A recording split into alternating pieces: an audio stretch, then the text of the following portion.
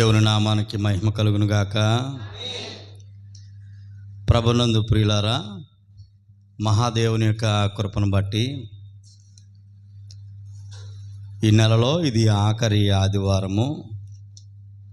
ఈ నెలంతా మనల్ని కాశీ కాపాడి మహాదేవుని యొక్క సన్నిధానంలో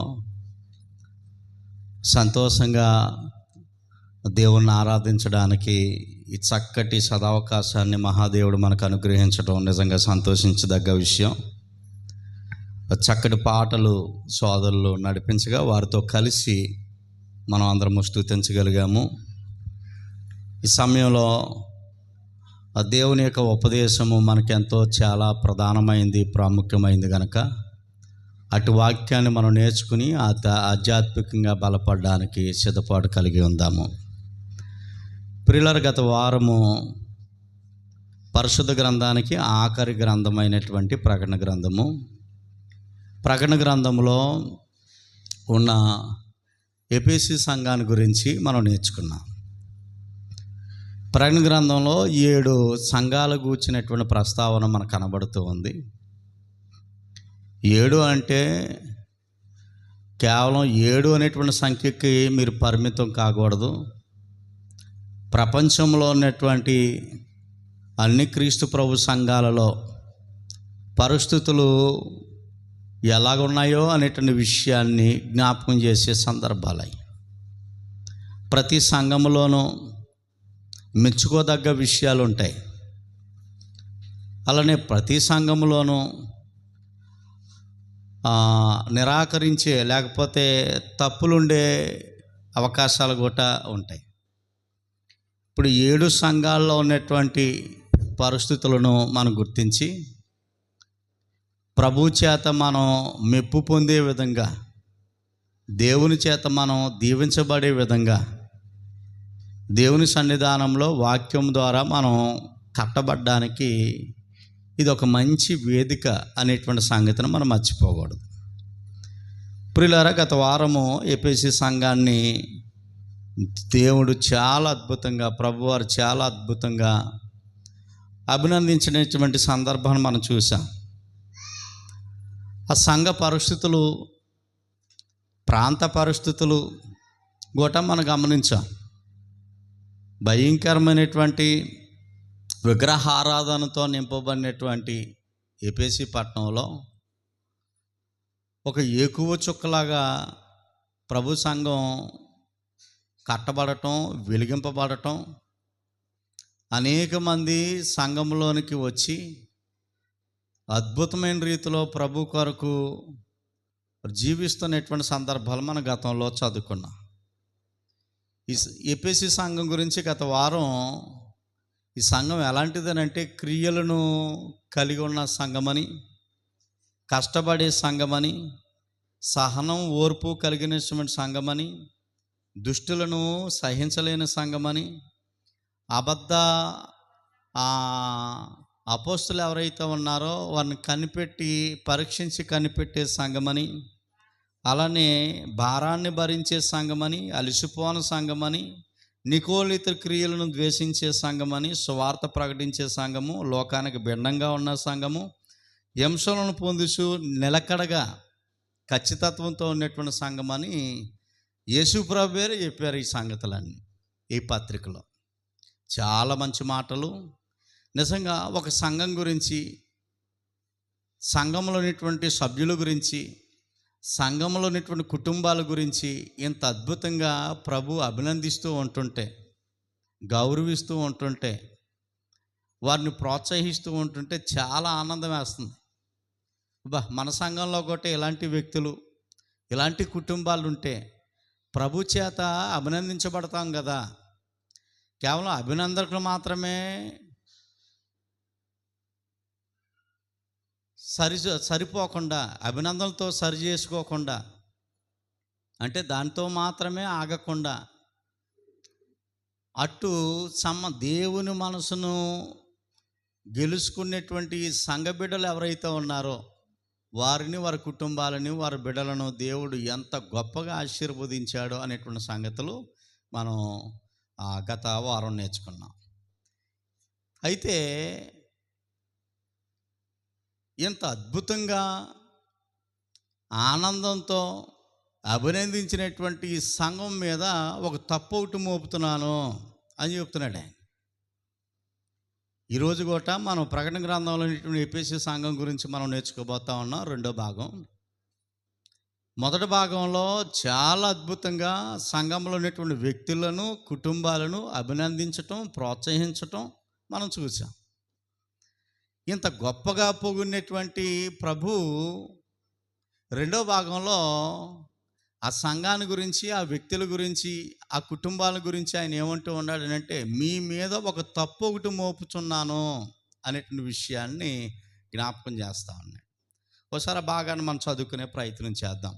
ప్రకటన గ్రంథం 2వ అధ్యాయంలో, ప్రకటన గ్రంథము 2వ అధ్యాయము ప్రారంభం నుండి, ఎఫెసీలో ఉన్న సంఘపు దూతకు ఇలాగు రాయము. 7 నక్షత్రములు తన కుడి చేత పట్టుకుని 7 దీపస్తంభముల మధ్య సంచరించు వాడు చెప్పు సంగతులు ఏవనగా, ఓ సంగమా, నీ క్రియలను, నీ కష్టమును, నీ సహనమును నేను ఎరుగుదును. నీవు దుష్టులను సహింపలేదని, అపోస్తులు కాకయే తాము అపోస్తులు మనం చెప్పుకుని వారిని పరీక్షించి వారు అబద్ధికులను నువ్వు కనుగొన్నావు. నువ్వు సహనము కలిగి నా నామము నిమిత్తము భారం భరించావు, అలసిపోలేదు అనే సంగతిని నేను ఎరుగుదును. అయినను నీ మీద తప్పొకటి మోపుచున్నాను, నీ మీద తప్పొకటి మోపుచున్నాను అని చెప్తున్నాడు. ఎవరు చెప్తున్నారు ఈ మాటలు? యేసు ప్రభు వారే. యేసు ప్రభు వారు అంటే ఆయన జగదీశ్వరుడు, పరలోకమందును భూమి మీదను సర్వాధికారం కలిగినటువంటి వాడు, మన సంఘానికి నాయకత్వాన్ని వహించేవాడు, మనకు శిరస్సుగా ఉండి రారాజుగా ఉండి పరిపాలన చేస్తూ ఉన్నాడు. ఆయన పరిపాలనలో మనం ప్రజలుగా ఉన్నాం, దేవుని బిడ్డలుగా కొనసాగుతున్నాం. కాబట్టి ఆ ప్రభు అంటూ ఉన్నాడు, మీలో మంచి గుణాలు ఉన్నాయి, మంచి లక్షణాలు ఉన్నాయి. ఆ మంచి లక్షణాలను బట్టి నేను చాలా సంతోషించాను. అయితే మీ మీద ఒక తప్పు ఒకటి మోపుచున్నాను అని చెప్తున్నాడు. తప్పు ఒకటి మోపుచున్నాడు. ప్రభు ఎప్పుడైతే పొగుడుతున్నాడో వీళ్ళు బహుశా వీళ్ళ సంకలు గుద్దేసుకుని ఉండొచ్చు, చాలా ఆనందపడిపోయి ఉండొచ్చు. భలే పొగుడుతున్నాడు రా, ప్రభువే పొగుడుతున్నాడు అని అంటే ఇంకా సామాన్యమైన సంగతి కాదని చాలా ఆనందపడవచ్చు, సంతోషపడవచ్చు. అవసరమైతే 10 మందికి చెప్పవచ్చు, అందరిలోనూ మమ్మల్ని ఇంత గొప్పగా మెచ్చుకున్నారు అనేటువంటి సంగతిని. అయితే ఆ ప్రభు ఏమంటూ ఉన్నాడు అంటే, మీ మీద ఒక తప్పు ఒకటి మోపుచున్నాను అనేటువంటి విషయాన్ని చెప్తున్నాడు. ఇంతకీ ఏంటి ఆ తప్పు అని ఆలోచన చేస్తే చూడండి, మనం చదువుకుంటా ఉన్నాం 4వ వచనంలో, మొదట నీకుండిన ప్రేమ నీవు వదలితివి అనేటువంటి విషయాన్ని చెప్తున్నాడు. చూడండి, దేవుని మీద, ప్రభువు మీద మొదట్లో ఉన్నటువంటి ప్రేమ ఇప్పుడు నువ్వు వదిలేసుకున్నావు. దేవుని మీద నీకున్నటువంటి ప్రేమ మొదట్లో ఎలాగైతే ఉండేదో, ప్రభు మీద నీకుంటున్నటువంటి ఆ ప్రేమ నీకు మొదట్లో ఎలాగైతే ఉండేదో అది ఇప్పుడు నీకు లేదు అని చెప్తున్నాడు ఆయన. ప్రారంభంలో ఉన్నటువంటి ప్రేమ ఇప్పుడు నీకు లేదు. ప్రభువే చెప్తున్నాడు సంఘంతో, సంఘంలో ఉన్నటువంటి కుటుంబాలకి, సంఘంలో ఉన్నటువంటి సభ్యులకి ప్రారంభంలో ఉన్నటువంటి ప్రేమ నీకు లేదు ఇప్పుడు అనే విషయాన్ని జ్ఞాపకం చేస్తూ ఉన్నాడు. అంటే వారికి దేవుడి మీద, సంఘం మీద, ప్రభు మీద వారికి ఉన్నటువంటి ప్రేమను ఈ సంఘ బిడ్డలు ఏం చేసుకున్నారట? వదిలేసుకున్నారు అనేటువంటి విషయాన్ని జ్ఞాపకం చేస్తున్నాడు. ప్రియ దేవుని బిడ్డలారా, మనం జాగ్రత్తగా ఆలోచన చేసినట్లయితే ఎఫెసీ సంఘం గురించి మనం ఆలోచన చేస్తున్నాం. ఎఫెసీ సంఘం అని అంటే ఎఫెసీ పట్టణంలో ఉన్న క్రీస్తు ప్రభు సంఘము అని. ఆ సంఘములో వందలాది మంది ప్రజలు ఉన్నారు, రక్షణ పొందినటువంటి వారు, దేవుని కొరకు జీవించేవారు. వారితో చెప్తున్నటువంటి మాటలు, మొదట్లో నీకున్నటువంటి ప్రేమ ఇప్పుడు లేదు, నువ్వు వదిలేసుకున్నావు. అంటే మొదటి ప్రేమను వదులుకున్న సంఘం. ఎక్కడున్న సంఘం? ఎఫెసీలో ఉన్నటువంటి సంఘం మొదటి ప్రేమను వదులుకున్న సంఘం అనే సంగతి మనకు అర్థమవుతుంది. ఎక్కడో ఆసియాలో ఉన్నటువంటి ఎఫెసీ సంఘం గురించి మాత్రమే చెప్తున్నాడు అనుకుంటే పొరపాటు. ప్రపంచంలో బైబిల్ సంఘానికి అనగా క్రీస్తు ప్రభు సంఘం ప్రపంచంలో ఎక్కడున్నా వారికి ఈ మాటలు వర్తిస్తాయి. జనల గరువులో ఉన్నటువంటి క్రీస్తు సంఘానికి కూడా ఖచ్చితంగా ఈ మాటలు వర్తిస్తాయి. ప్రతి సంఘంలోనూ వ్యక్తుల్లో, కుటుంబాల్లో ఉన్నటువంటి మెప్పును చాలా అద్భుతంగా గత వారం ఆయన పొగిడాడు, మెచ్చుకున్నాడు. చాలా సంతోషం. కానీ సంఘాల్లో కూడా ఏముంటాయని చెప్తున్నాడు? తప్పులు ఉన్నాయి. ఒకవేళ అలాంటి తప్పులు ఒకవేళ మీ మధ్య ఉంటే, మీలో ఉంటే, మీ కుటుంబాల్లో ఉంటే అది ప్రమాదం అంటున్నాడా? ప్రమాదం కాదంటున్నాడా? ప్రమాదమే అనేటువంటి విషయాన్ని మనం ఆలోచన చేయబోతా ఉన్నాం. అంటే ఎఫెసీలో ఉన్నటువంటి క్రీస్తు సంఘము సంఘ బిడ్డలకి దేవుని మీద, ప్రభువు మీద ప్రేమ లక్షణాలు కలిగి ఉంది అనే సంగతిని మనం మర్చిపోకూడదు. ఈ లక్షణాలను కలిగి ఉంది, ప్రేమ అనేటువంటి లక్షణాలను కలిగి ఉంది. ఆ సంఘంలో ప్రతి వారు, పిల్లల దగ్గర నుండి పెద్దల వరకు ప్రతి ఒక్కరూ ప్రేమ. దేవుడంటే పడిచచ్చిపోయే సంఘ బిడ్డలు ఎఫెసీ సంఘంలో ఉన్నారు. యేసు ప్రభు వారంటే పడిచచ్చిపోయే వాళ్ళు ఎఫెసీ సంఘంలో ఉన్నారు. దేవునికి సంబంధించిన పని అంటే పడి చచ్చిపోయే వాళ్ళు చాలామంది ఉన్నారు. అమ్మో, దేవుని కొరకు, దేవుని పని కొరకు ఆధ్యాత్మికంగా సిద్ధపడే విధానంలో అద్భుతమైనటువంటి ప్రేమ లక్షణాలు కలిగినటువంటి సంఘము ఎఫెసీ సంఘంలో ఉంది ప్రారంభంలో. అంత మాత్రమే కాదు, ఇక్కడ మనం ఆలోచన చేసినట్లయితే ఒకప్పుడు క్రీస్తు ప్రేమను చూపించిన ఈ సంఘం ఇప్పుడు చల్లారిపోయింది. ఒకప్పుడు అంటే ప్రారంభంలో క్రీస్తు కొరకు వెలిగినటువంటి కుటుంబాలు ఉన్నాయి, దేవుని కొరకు రగిలినటువంటి కుటుంబాలు ఉన్నాయి, క్రీస్తు కొరకు మండినటువంటి కుటుంబాలు ఉన్నాయి. ఎప్పుడు అంటే ప్రారంభంలో, అప్పుడే బాప్తిసం పొంది సంఘానికి వస్తున్న కొత్తలో, దేవుని మందిరానికి వస్తున్న తొలి దినాలలో, దేవుని నమ్ముకున్న తొలి దినాలలో దేవుని కొరకు, ప్రభు కొరకు మండినటువంటి వ్యక్తులు, కుటుంబాలు ఆ సంఘాల్లో ఉన్నాయి ప్రారంభంలో.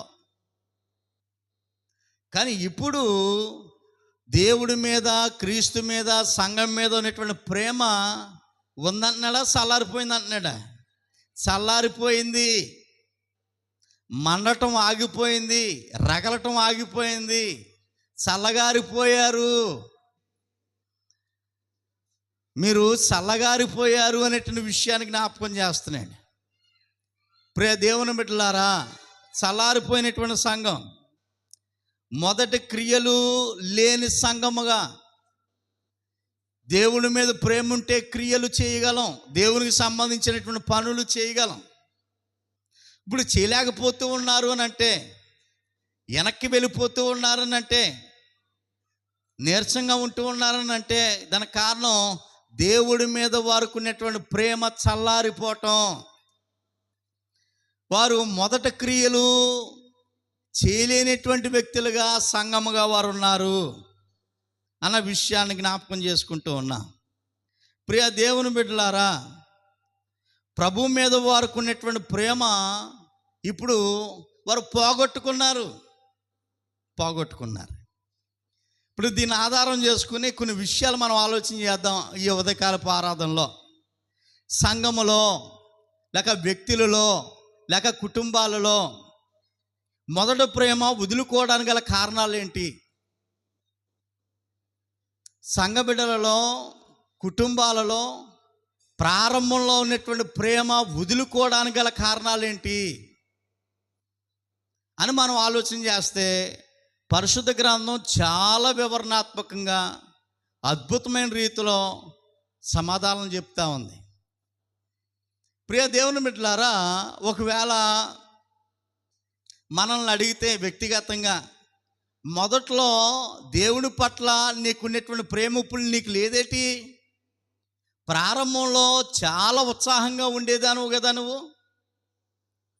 ఆ ప్రేమ ఉత్సాహం ఇప్పుడు నీకు లేదేంటి అని అడిగితే వ్యక్తిగతంగా వారు చెప్పే సమాధానాలు ఎలాగుంటాయనంటే, నాకు ఎందుకో ఆ గుడి నచ్చలేదు, ఎందుకో ఆ గుళ్ళో పద్ధతులు నాకు నచ్చటం లేదు, ఎందుకో ఆ పాస్టర్ గారు నాకు నచ్చటం లేదు, అక్కడ పద్ధతులు ఏమీ నాకు నచ్చటం లేదు, ఆ గుడి నాకు బాగోలేదు, ఆ సంఘం నాకు బాగోలేదు, అందులో నాకు ఉద్యమం లేదు.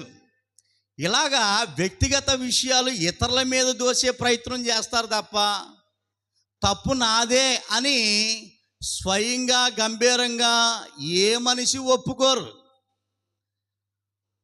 ఒప్పుకునే అవకాశం లేదు. కారణం ఏంటనంటే మన లోపాలను ఇతరుల మీద నెట్టడం అనేటువంటిది ఇదేం కొత్త ఏం కాదు. సహోదరులారా, మన తప్పులను ఇతరుల మీద నెట్టడం అనేటువంటిది ఇదే కొత్త సంగతి ఏం కాదు.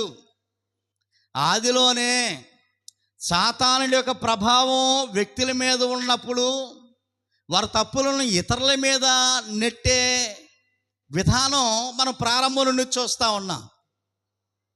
ప్రారంభం నుండి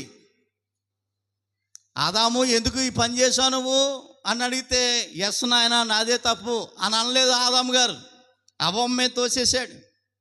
అవ్వమ్మా ఎందుకమ్మా ఇలా చేసావు తల్లి, నీకు ఏం లోటు చేశాను అని దేవుడు అవ్వమ్మని అడిగితే, నాయన నాకు క్షమించిన ఆయన, తప్పు నాదే అని ఒప్పుకోలేదు, ఇతరుల మీద తోసేసింది.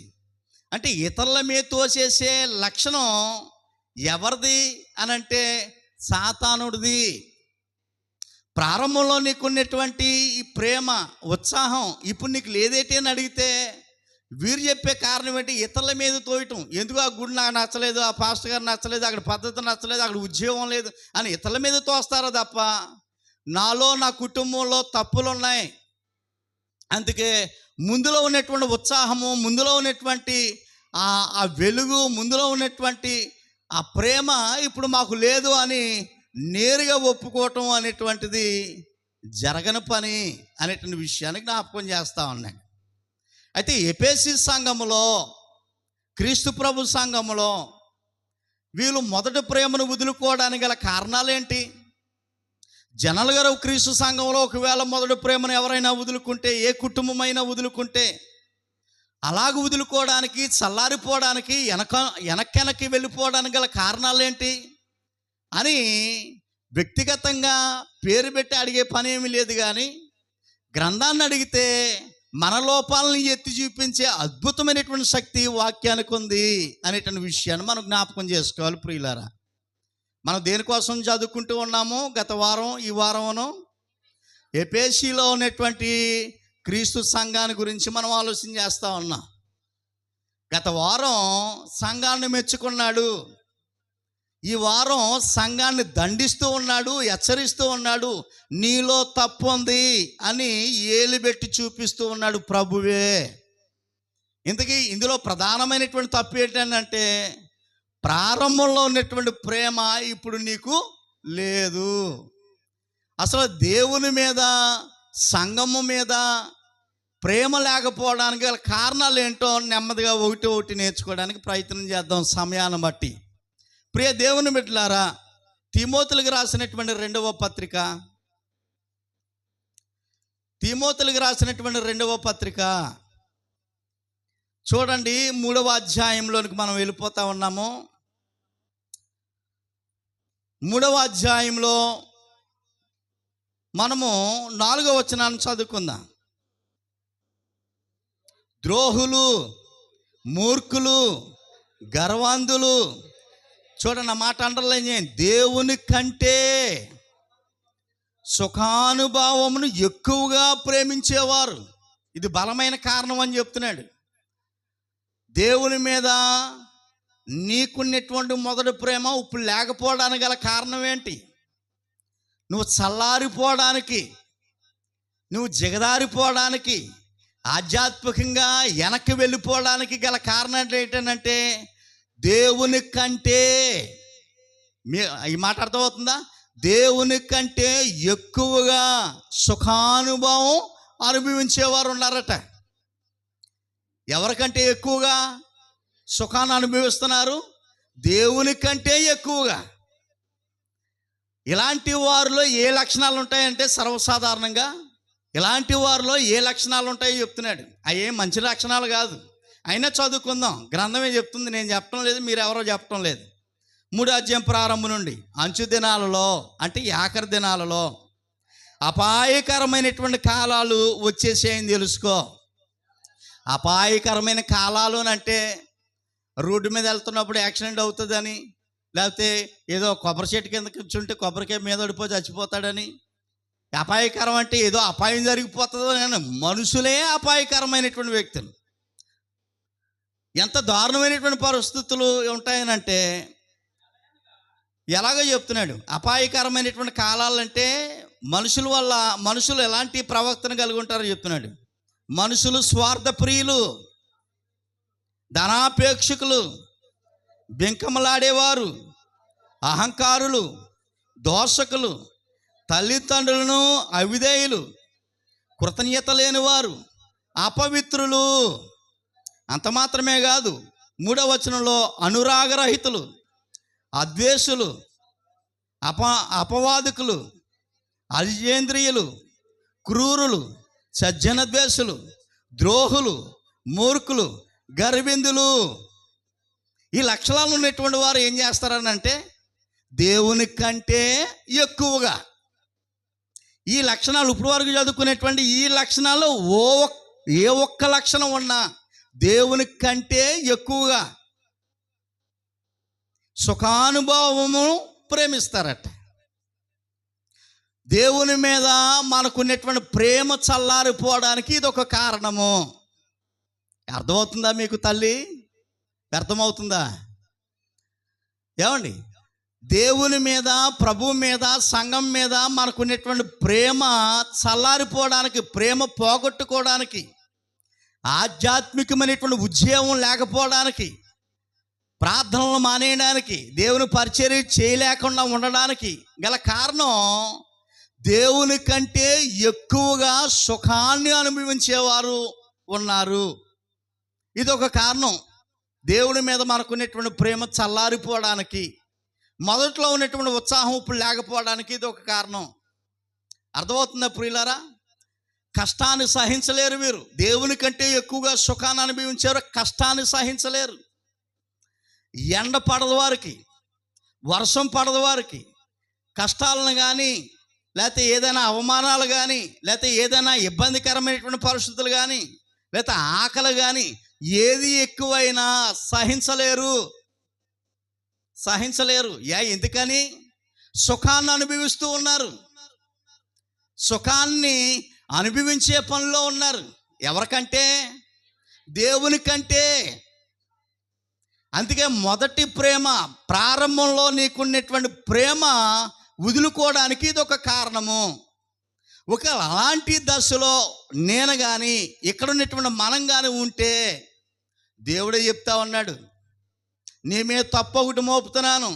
ప్రారంభంలో ఉన్నటువంటి ప్రేమ, ప్రారంభంలో ఉన్నటువంటి ఉద్యమం, ఉత్సాహం ఇప్పుడు నీకు లేదు అని ప్రభువే చెప్తున్నాడు నేరుగా. ప్రియ దేవుని బిడ్డలారా, గుడి నాకు నచ్చలేదు, పాస్టర్ గారు నాకు నచ్చలేదు, అక్కడ నాకు వాతావరణం నచ్చడం లేదు, ఆ మనిషి నాకు నచ్చడం, ఇవన్నీ అబద్ధం. అది కాదు. మూల కారణం ఏంటనంటే దేవుని కంటే ఎక్కువ సుఖాన్ని అనుభవించడంలో బాగా వాళ్ళు అలవాటు పడిపోయారు. అంటే ఒక మాటలో చెప్పాలంటే, మన నాటు మాటలో సుఖం మరిగేశారని అంటారు చూసారా. సుఖం మరిగేసిందిరా, సుఖం మరిగేసాడురా అని అంటారు చూసారా. ఇదన్నమాట. ఎవరికంటే? దేవుని కంటే. అందుకే దేవుడి పట్ల ప్రేమ నీకు ఉండలేదు, దేవుడి పట్ల నీకు ప్రేమ ఉండలేదు. ప్రారంభంలో నీ చరిత్ర ఒకసారి వెనక్కి తిరిగి చూసుకో. ఇప్పుడు నీ చరిత్ర ఒకసారి వెనక్కి తీసుకుంటే నీకే అర్థమైపోతుంది. ఆ టాలీ, ఆ తూకం నీకే తెలిసిపోతుంది. ప్రారంభంలో ఆధ్యాత్మికంగా నా స్థితి ఎలా ఉంది, ఇప్పుడు నా స్థితి ఎలా ఉంది అంటే నేను సల్లారిపోయాను, జగదారిపోయాను, బలహీనని అయిపోయాను, ఆధ్యాత్మికమైనటువంటి జబ్బు నాకు వచ్చేసింది, ఆత్మీయ జబ్బు నాకు వచ్చేసింది. ఈ మాట కొంచెం తీవ్రంగా ఉందాము, అయినా పర్లేదు. ఆత్మీయ జబ్బు నాకు వచ్చేసింది, అందుకే బలహీనంగా ఉన్నాను ఆత్మీయంగా. అందుకే దేవుడి మీద ప్రేమ మొత్తం చల్లారిపోయింది. దేవుని మందిరానికి వచ్చి కనబడినంత మాత్రాన దేవుని మీద ప్రేమ ఉన్నట్టు కాదు. అర్థం చేసుకోండి ప్రియ దేవుని బిడ్డలారా. నేను వస్తున్నాను కదా, కూర్చుంటున్నాను కదా, ప్రార్థన అయిపోయిన తర్వాత వెళ్ళిపోతున్నాను కదా అంటే అది ప్రేమ ఉన్నట్టు కాదు. అది ప్రేమ ఉన్నట్టు కాదు. రావడానికి పోవడానికి కూడా ఒక కారణం వాళ్ళ మనసులో ఉంది. కానీ దేవుడు చెప్తూ ఉన్నాడు, బలమైనటువంటి కారణం ఏంటంటే నాకంటే ఎక్కువగా సుఖం మరిగేశారు వీళ్ళు. అందుకే ప్రారంభంలో ఉన్నటువంటి ప్రేమ మీకు లేదు అనేటువంటి విషయాన్ని జ్ఞాపకం చేస్తున్నాడు. మనం నేర్చుకోవాలి, దేవుని పిల్లలం. ఆయన వాక్యానికి శిరస్సు వంచాలి, అవసరమైతే మోకాళ్ళు వేయాలి. ప్రభువా, నీ ఉపదేశానికి నేను చెవియొగ్గి ఉన్నాను, నాకు నేర్పించవా? ఒకవేళ నేను చల్లారిపోయానేమో నన్ను వెలిగించవా? ప్రభువా, నీ కొరకు నన్ను మండించవా అని ప్రార్థన చేసేవారుగా ఉండాలి తప్ప ఇది కావాలని ఇది టార్గెట్ చేశాడని అనుకుంటే అది నీ బుద్ధిహీనత, నా బుద్ధిహీనత అనేటువంటి విషయాన్ని మనం జ్ఞాపకం చేసుకోవాలి. సంఘములో మొదటి ప్రేమ ఇప్పుడు లేకపోవడానికి గల కారణాలు ఏంటి అనేటువంటి విషయాన్ని మనం నేర్చుకుంటే ఫస్ట్ పాయింట్ మనకు అర్థమైంది. నెక్స్ట్ రెండవ పాయింట్, లోకా సువార్త 16వ అధ్యాయము. అందరూ గ్రంథాలు తెరవాలని ఆశపడతా ఉన్నాను. లోకా సువార్త 16వ అధ్యాయంలో ప్రియ దేవుని బిడ్డలారా చూడండి, 13వ వచనాన్ని మనం చదువుకోబోతా ఉన్నాం. ఏ సేవకుడు అంటే పనివాడు, ఏ పనివాడైనా ఏదో కంపెనీలో జాబ్ చేస్తున్నాడు. ఓ పనివాడు ఏదో కంపెనీలో జాబ్ చేస్తున్నాడు. అది ఏ కంపెనీ అయినా పర్లేదు, ఏ పనైనా కానీ ఒక పనివాడు, ఒక సేవకుడు, ఇద్దరు యజమానులకు ఒకే సమయంలో దాసుడిగా ఉండటం కష్టం, అసంభవం అని చెప్తున్నాడు. చూడండి, ఇద్దరు యజమానులకి పని చేయటం, పనివాడు ఇద్దరు యజమానులకి పని చేయటం అనేటువంటిది కష్టం. నేను ఏదో కంపెనీలో పని చేస్తున్నానండి, ఆ కంపెనీలో జాబ్ చేస్తున్నాను. జాబ్ చేస్తే నెలకి ఇంత జీతం వస్తుంది. ఆ యజమానుడికి నేను దాసుడిగా ఉన్నాను, అతను చెప్పిన పని నేను చేస్తున్నాను. 2 జీతాలు వస్తాయి ఒకే నెలలో అని చెప్పేసి మళ్ళీ ఇంకో కంపెనీలో చేరి పని చేయగలనా? అసలు జరుగుతుంది? అది జరిగే పని లేదు. అసలు అది జరగని పని, అది జరగని పని. అదే విషయం చెప్తున్నాడు ఇక్కడ. ఏ సేవకుడును ఇద్దరు యజమానులకి చేయింపలేడు. వాడు ఒకవేళ ఒకరిని ద్వేషించి ఒకరిని ప్రేమిస్తాడు, లేక ఒకరిని అనుసరించి మరొకరిని తునీకరిస్తాడు. ఇది జనరల్గా జరిగే పని. ఇది ప్రపంచంలో ఎక్కడైనా ఒకే యజమానుడు, ఆ యజమానుడి కిందే కష్టపడి పనిచేయాలి. ఒకే యజమానుడు, ఆ యజమానులకు లోబడాలి. ఇది మనకందరికీ అవగాహన కలిగినటువంటి విషయం. అయితే కింద ఒక విషయం చెప్తున్నాడు, ఉదాహరణ చెప్పాడు, మనకు బాగా అర్థమవుతుందండి. మీరు అని చెప్పాడు చూడండి. మీరు ఒకే టైంలో దేవునిని, సిరిని సేవింపలేరని చెప్పును. అంటే ఒక వ్యక్తి దేవుణ్ణి సేవించలేడు ఒకే టైంలో. అలాగే సిరి అని అంటే ధనం, డబ్బును ప్రేమించలేడు. అంటే దేవునికి, డబ్బుకి దాసుడిగా ఉండలేడు. ఉంటే దేవుని కన్నా దాసుడిగా ఉంటాడు, లేదా డబ్బు కన్నా దాసుడిగా ఉంటాడు. డబ్బుకు దాసుడిగా ఉంటే దేవుని ప్రేమించలేడు. మీకు అర్థమవుతుందా లేదా ఈ మాటలు? డబ్బుకు దాసుడిగా ఉంటే దేవుణ్ణి ప్రేమించలేడు. ఒక దేవుణ్ణి ప్రేమిస్తే డబ్బుకి దాసుడిగా ఉండలేడు. అర్థమవుతుందా ప్రియులారా? ఈ రోజుల్లో చాలామంది డబ్బును ప్రేమించి, రాబడిని ప్రేమించి దేవుని ప్రేమను వదులుకుంటున్నటువంటి సందర్భాలు మనకు అర్థమవుతా ఉన్నాయి. దేవుని ప్రేమను వదులుకుంటున్నటువంటి సందర్భం. ఈరోజు ఆదివారం రాత్రి బైబిల్ స్టడీలో కూడా నేను అది చెప్పాను. రాత్రి జరుగుతున్నటువంటి బైబిల్ స్టడీలో ఓ సందర్భంలో, ప్రియ దేవుని బిడ్డలారా, ఒక వ్యక్తి పాపం చేసి దేవునికి దూరం అయిపోయి అగ్నిగుణంలో పడిపోవడానికి పరిగెడుతున్నాడు. మణుచున్నటువంటి అగ్నిగోళంలో పడిపోవడానికి నడక కాదు, ఇది పరిగెడుతున్నాడు. పరిగెత్తి పడిపోవటమే అందులో. అలాగే అగ్నిగుండానికి పడిపోవడానికి పరిగెడుతున్నటువంటి వ్యక్తిని యేసుప్రభు వారు పరిగెత్తేవాడిని ఆపి అతను రక్షించి స్వర్గానికి వెళ్ళే మార్గంలో పెట్టాడు. పరలోకానికి వెళ్ళే మార్గంలో పెట్టాడు. అప్పుడు ఆ వ్యక్తి అన్నాడు, ప్రభా, నువ్వు నన్ను రక్షించావు కదా, నువ్వు రాకపోతే నేను నరకంలో పడిపోదును, చాలా వేగంగా పరిగెడతా ఉన్నాను. నువ్వు గనక నన్ను చూసి ఆపి రక్షించి స్వర్గానికి వెళ్ళే మార్గంలో పెట్టకపోతే నేను ఎందులో పడిపోదును? చెప్పాలి మీరు. నరకంలో పడిపోదును, అగ్నిగుండంలో పడిపోదును. కాబట్టి నన్ను రక్షించే కాబట్టి నీ కొరకు నన్ను ఏం చేయమంటావు అని అడిగాడు ఈ వ్యక్తి. నీ కొరకు నన్ను ఏం చేయమంటావు?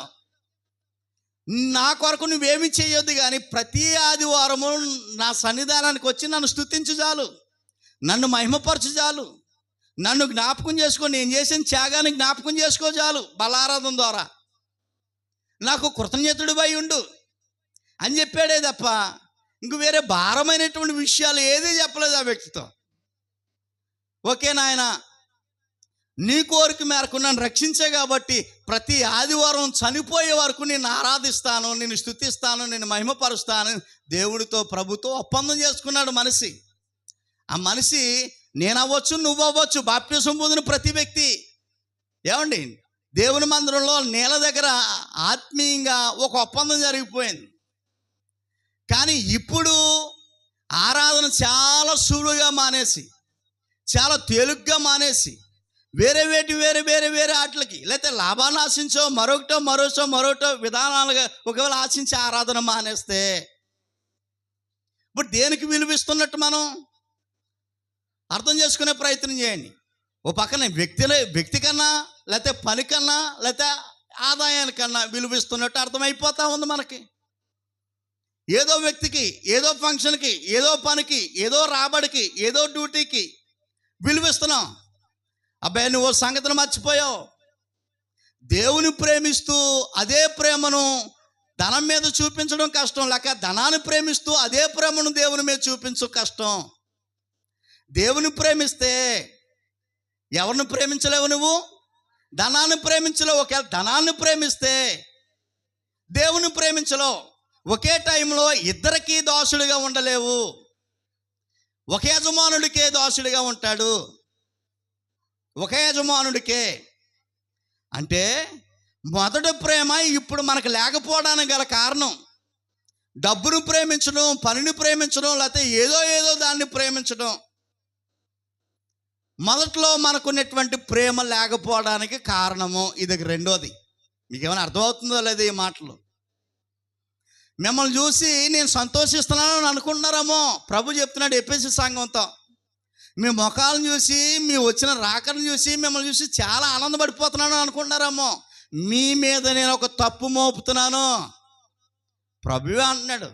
ఒకవేళ నేనంటే నువ్వెవడవయ్యా, మా ఇష్టం అని అన్నామో నన్ను, నువ్వెవడవి, మాకు నచ్చితే వస్తాం, లేకపోతే లేదు, మాకు బోలు పనులు, ఒకవేళ అలాగ అన్నామో నన్ను, లేదా ప్రార్థన అయిపోయిన తర్వాత ఓ మీటింగ్ పెట్టుకుని దీని మీద ఒక చర్చ జరిగినామో, నాకు పని లేదు.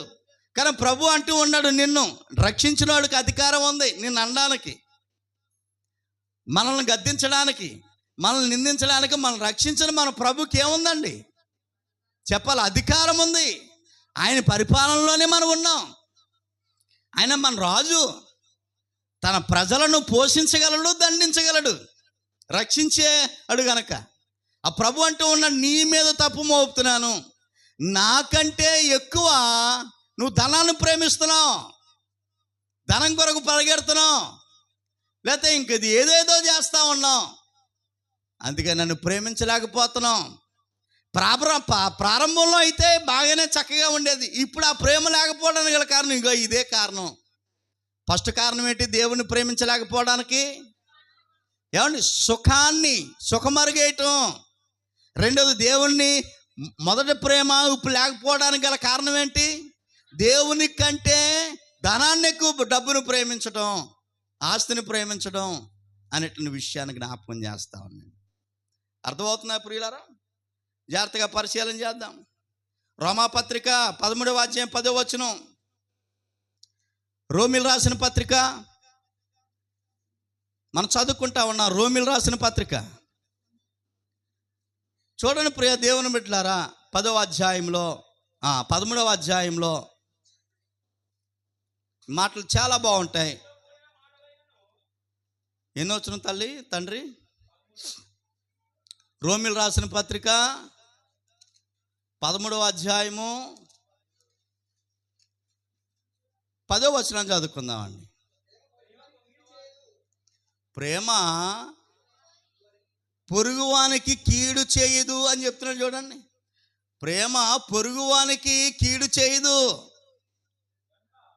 గనుక ప్రేమ కలిగి ఉండుట ధర్మశాస్త్రమును నెరవేర్చుడే. ప్రేమ చూడండి 10వ వచనంలో, ప్రేమ పొరుగువానికి కీడు చేయదు, కీడు తలపెట్టదు. అది మాట ద్వారా కానీ క్రియల ద్వారా కానీ ప్రేమ ఏం చేయదట? పొరుగువానికి కీడు తలపెట్టదు. ఒకవేళ నేను మాట్లాడుతుంటే నా మాటలు అతను ఇబ్బందికరంగా ఉంటే అది మానుకుంటుంది. ప్రేమ కలిగినటువంటి వారు, దేవుని ప్రేమ కలిగినటువంటి వారు ఇతరులకి ఏమండి బాధ కలిగించదు, కీడు అనేటువంటి తలపెట్టదు చెప్తూ కింద మాట అన్నాడండి, ప్రేమ కలిగి ఉండుట ధర్మశాస్త్రము నెరవేర్చుటే. పరిశుద్ధ గ్రంథంలో ఉంటున్నటువంటి వాక్యాన్ని నెరవేర్చి, ధర్మశాస్త్రం అంటే వాక్యము, వాక్యాన్ని నెరవేర్చటమే. ఏం కలిగి ఉండటం? ప్రేమ కలిగి ఉండటం. మరి ఇప్పుడు ఆ ప్రేమ లేదే? ప్రారంభంలో ఉంది, నేను ఒప్పుకుంటున్నాను, కానీ ఇప్పుడు ఆ ప్రేమ లేదు అని అంటే నీలో ఏముంది? ఇప్పుడు కీడు తలపెట్టే లక్షణం నీకుంది. ఇతరులకి కీడు తలపెట్టి, అది మాటల ద్వారా కావచ్చు, క్రియల ద్వారా కావచ్చు, కీడు తలపెట్టే లక్షణం నీలో ఉంది. అందుకే నీలో ప్రేమ లేదు. ప్రారంభంలో ఉంది కానీ ఇప్పుడు లేదు. చల్లారిపోయావు, ఓ శవం కింద అయిపోయావు అంతే. ప్రకటన గ్రంథంలో మాట అంటాడు, నేను జీవించుచున్నాను కానీ, చూడడానికి నేను జీవించుచున్నాను కానీ మృతుడువే. ఏదో అలాగా మనిషి అలాగ ఉన్నావు కానీ నువ్వు చచ్చిన శవంతో సమానం అని చెప్తున్నాడు. శవం ఉలకదు, పలకదు, చలనం ఉండదు, ఏ విధమైనటువంటి ప్రయోజనం ఉండదు. ఇంకా దానివల్ల నష్టమే తప్ప, ఒకరోజు పెరిగే కొలది చుట్టుపక్కల వాళ్ళకి నష్టమే తప్ప ఏ విధమైనటువంటి లాభం ఉండదు. ఒకవేళ దేవుని పిల్లలుగా ఆ దశలో మనం ఉంటే ప్రమాదము అనేటువంటి విషయం చెప్తున్నాడు చూడండి. ప్రమాదము. ఉన్నతమైనటువంటి దేవుని సంఘములో నువ్వు ఉన్నావు అని అంటే నువ్వు వెలుగు అందరికీ ప్రకాశింపజేయాలి. నువ్వు మండుతున్నావు అనేటువంటి సంగతి నీ పక్కోడికి తెలియాలా, మండుతున్నటువంటి సంగతి. ఏమండి? వెలుగుతున్నప్పుడు దాని ప్రభావం పక్కన తెలుస్తుందని తెలీదా? తెలుస్తుంది.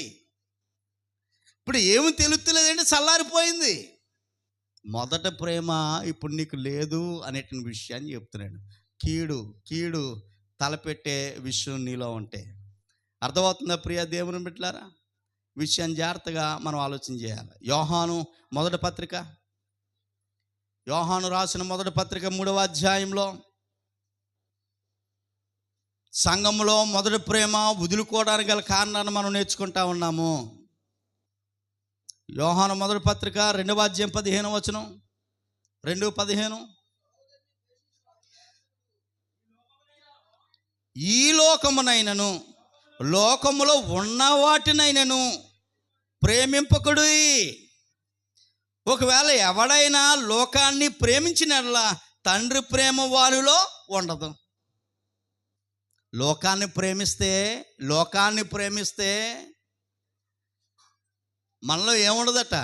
తండ్రి ప్రేమ ఉండదు. దేవుణ్ణి ప్రేమించే ఆ ప్రేమ లక్షణాలను పోగొట్టుకుంటాం.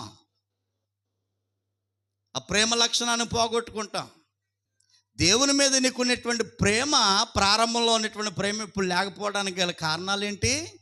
ఎన్ని విషయాలు చెప్పాను? 4 విషయాలు. ఈ 4 విషయాలను దేన్ని సపోర్ట్ చేస్తున్నాయి?